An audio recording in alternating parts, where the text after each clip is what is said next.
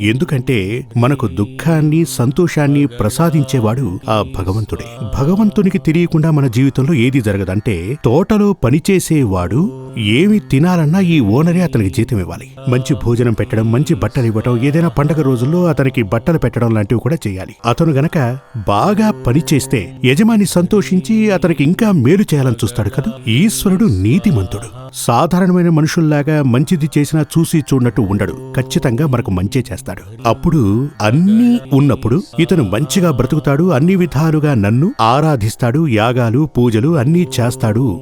అలా ఉన్నప్పుడు అలా జరగాలి అంటే ఈ మనుషులు ఎలా ఉండాలి? మంచిగా ఉండాలి, సంతోషంగా కూడా ఉండాలి. అలా అతను సంతోషంగా ఉండాలి అంటే ఇతనికి ఈ జన్మ లభించిందే తన పూర్వజన్మ కర్మల పాపపుణ్యాలను లెక్కగట్టి ఇతను మళ్లీ మళ్లీ ఇలా జన్మించడం జరిగింది. అప్పుడు అతనికి కష్ట నష్టాలంటూ ఉండాలి. ఈ కష్ట నష్టాల ఊబిలోంచి ఇతను బయటికి